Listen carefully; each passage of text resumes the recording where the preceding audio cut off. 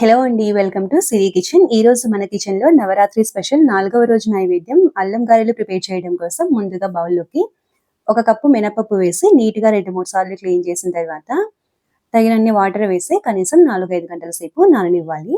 మీకు ఇక్కడ 4 గంటల తర్వాత చూపిస్తున్నాను చూడండి, మినపప్పు చక్కగా నానిపోయాయి.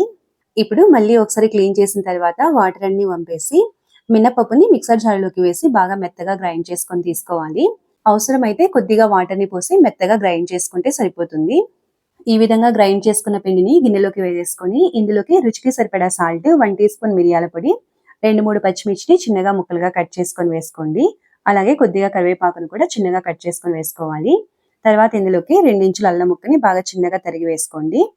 తర్వాత 1/2 టీ స్పూన్ వంట సోడా వేసేసి ఒకసారి అంతా బాగా కలిపి ఈ విధంగా బాగా బీట్ చేస్తున్నట్టు ఒక 2-3 నిమిషాల పాటు కలుపుకోవాలి. ఈ విధంగా పిండిని బాగా కలుపుకోవడం వలన పైన క్రిస్పీగా లోపల సాఫ్ట్గా ఉండి బాగా పొంగుతూ వస్తాయి. పిండిని బాగా కలిపిన తర్వాత చేతులను ఒకసారి క్లీన్ చేసుకొని చేతికి వాటర్ని అప్లై చేసేసి తగినంత పిండిని తీసుకొని ఈ విధంగా గారెల్లాగా చేసుకున్న తర్వాత వీటిని డీప్ ఫ్రై చేసుకోవాలి. డీప్ ఫ్రై చేయడం కోసం ముందుగా స్టవ్ ఆన్ చేసి ప్యాన్లోకి డీప్ ఫ్రైకి సరిపడా ఆయిల్ వేసి ఆయిల్ బాగా హీట్ అయిన తర్వాత ఫ్లేమ్ని లో ఫ్లేమ్కి అడ్జస్ట్ చేసుకొని గారెలు వేసుకోవాలి. గారెలు వేసిన తర్వాత ఫ్లేమ్ని మీడియం ఫ్లేమ్కి అడ్జస్ట్ చేసుకొని 2 వైపులా గారెలు చక్కగా ఫ్రై చేసుకుంటే ఎంతో టేస్టీగా ఉండే నవరాత్రి స్పెషల్ 4వ రోజు నైవేద్యం అల్లం గారెలు రెడీ అయిపోతాయి.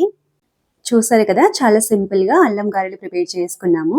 పైన క్రిస్పీగా లోపల సాఫ్ట్గా ఉండి చాలా టేస్టీగా ఉంటాయి. మీరు కూడా ఈ రెసిపీని తప్పకుండా ట్రై చేసి ఎలా వచ్చిందో మీ వాల్యుబుల్ ఫీడ్బ్యాక్ని నాకు కామెంట్ రూపంలో తెలియచేయండి. రెసిపీ నచ్చినట్లయితే తప్పకుండా లైక్ చేసి ఇలాంటి మరిన్ని ఈజీ రెసిపీస్ కోసం మన ఛానల్ని సబ్స్క్రైబ్ చేసుకుని పక్కనే ఉన్న బెల్ ఐకాన్ని క్లిక్ చేయండి. Thanks for watching.